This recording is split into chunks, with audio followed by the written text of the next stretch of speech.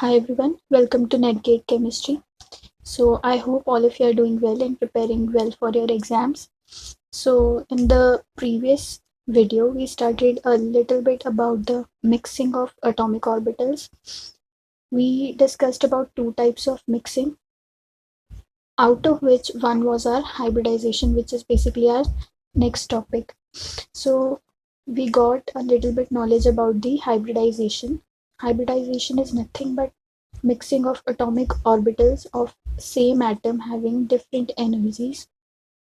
So we discussed it in the previous class also that if suppose A is an atom and 2s and 2p are the orbitals of that same atom, if they undergo mixing, then this is called as hybridization.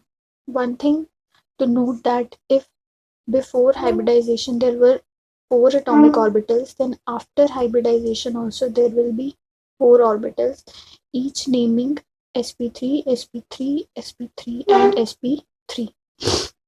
Okay, so next is we are going to study elaborately about the hybridization. So first we are going to discuss about the sp mixing.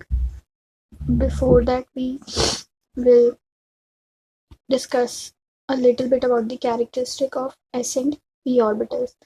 So we have already seen that s orbital is spherical in shape in the very first video, that along x, y and z axis it is symmetrical in nature, x, y and z.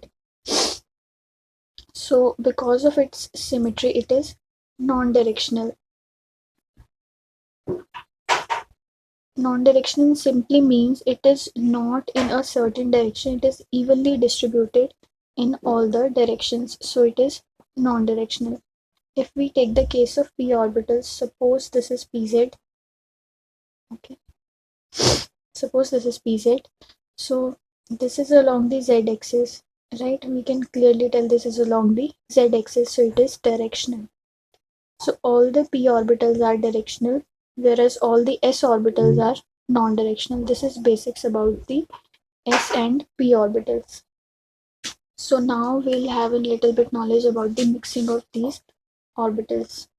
So suppose we are going to mix s and p orbital. S and p mixing. This is your s orbital and this is your p orbital. Okay. So after mixing, it will be having 50% of the s character and 50% of the p character. So sp lobe will be like this. This is sp hybridized. Percentage s character is 50%. Okay. Now suppose we are mixing s plus px plus py, that is sp2 mixing.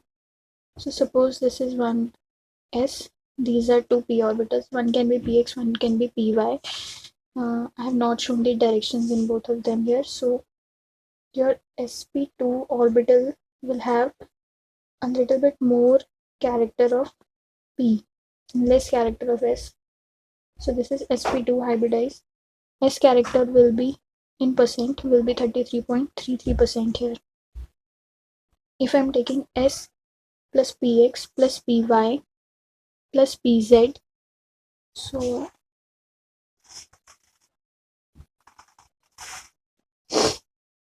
this will be somewhat like this.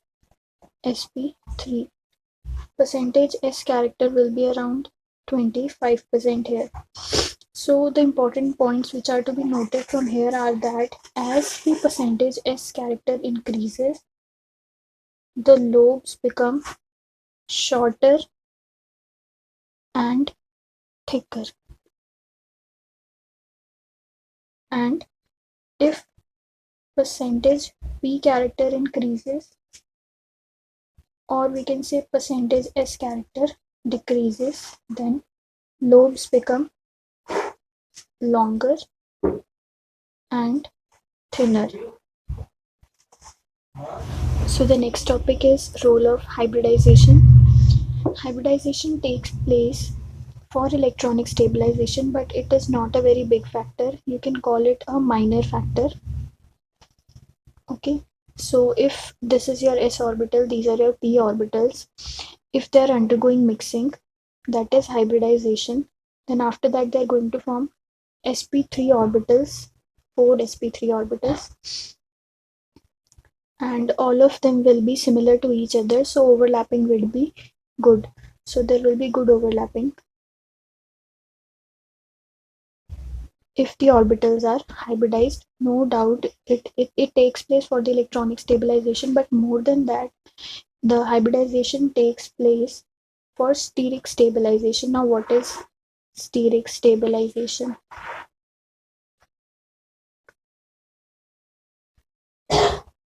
Suppose this is your s orbital and these are your p orbitals, and I'm showing them before the hybridization, that is the unhybridized orbitals. Suppose these are your p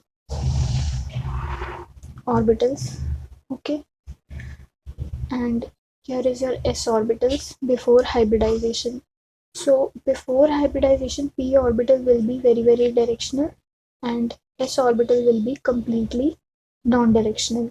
So whenever they undergo mixing, the s orbital is non-directional and p orbital is directional. They exchange their characteristics, that is, s starts to become a little bit directional and p starts to become a little bit non-directional. So what happens when mixing takes place? Initially, see, this was your p orbital, very directional, and this was your s orbital, completely non-directional.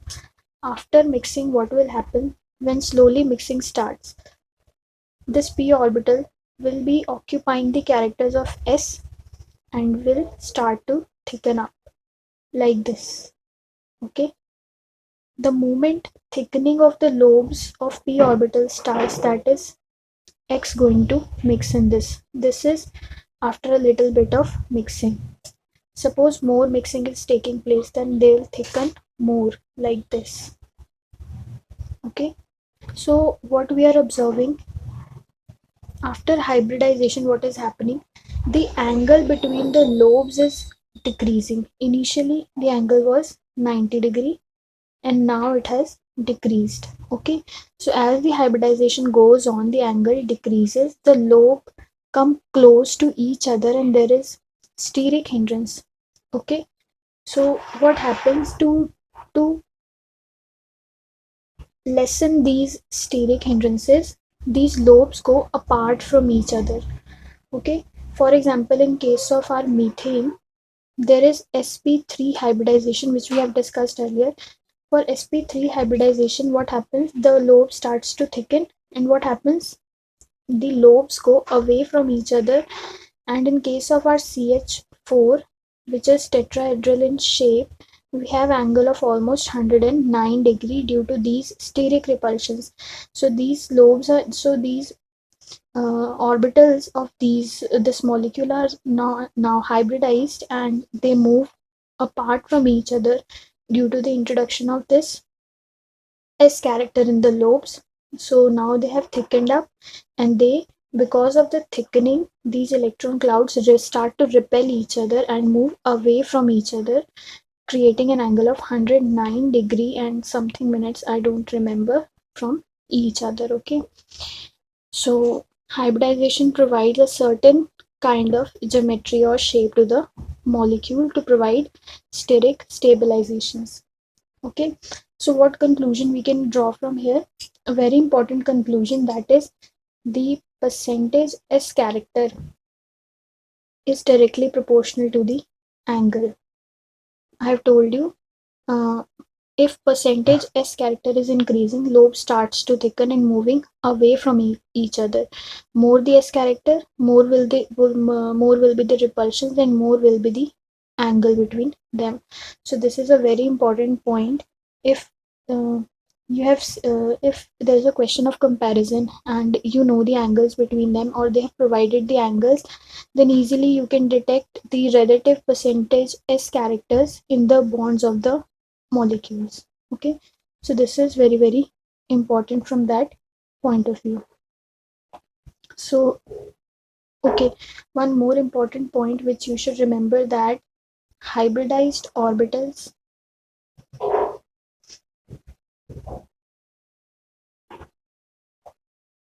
always forms sigma bond. They never form pi bond. If you want to make a pi bond, then you have to make it with unhybridized orbital. Okay, this is a very important point. I think we should move to the next topic, which is orbital selection for overlapping. How do we select the orbitals in case of hybridization when we think about the overlapping in the hybridization? How we are going to study about that? For orbital selection, now we are studying about S and P mixing. We know about S and P orbitals. So we also know that S orbital is non-directional, P orbital is directional in nature. So see, first case for orbital selection is that P is preferred over S for overlapping because of its directional nature. Because P's orbital is directional in nature, so what happens? Because it is directional, it can form effective overlap with any of the orbitals. So P is always preferred over S. But the next selection rule says that orbital having lower energy will be preferred for overlapping. Next you can write over the orbitals which have higher energy. I'll repeat again, over the orbitals having higher energy. So if we look at 2s and 2p again, this is your 2s and this is your 2p. So 2s is having higher energy. Here I was saying that over S and P, P will be preferred. Here I'm saying over S and P, S will be preferred. Both of them are contradictory to each other. So how to know which one to prefer at what time? For that, you have to star mark a rule. Within a shell, go for directional character and between different shells, go for energy profile. What I mean to say that I'll explain this with an example. So if you have, suppose if you're having 1s overlap and 3p overlap, then which one will be having better overlap? How to find out that? See, your 1s overlap will be better than your 3p overlap. Why I'm saying that? See, they are from different shells. They are from different shells, so go for the energy profile. 1s is here and 3p is above. So the one having lower energy will be preferred. So this one will be having better overlap. Within a shell, for example, 3s, 3p. Which one will be having better overlap? 3p and 3p. Why I'm saying that? See, both are from same shell, that is third. Between the same shell, go for the directional character. Between S and P, P is more directional, so this one will be having better overlap than the S. So this is a very important topic. You have to remember that within a shell, go for the directional character, that is between S and P. you're going to choose your P, and between different shells go for the energy profile, that is between S and P you're going to choose your S. Okay, so this is another topic which is now finished. So one more thing which I want to tell you, that if there is a presence of hybridized orbitals always form better overlapping than any unhybridized orbitals. You can make it a star point that hybridized orbitals always make better overlapping than the unhybridized orbitals. So if we compare 3s overlapping, 3p overlapping, and sp2 overlapping, then because these are hybridized orbitals undergoing overlapping, these will be having the best overlapping out of these,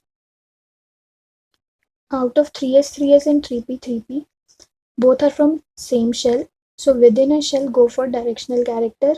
P is more directional than S, then 3p will be having better overlapping than the 3s overlapping. So this is the trend. So I think that's it for the video. Thank you.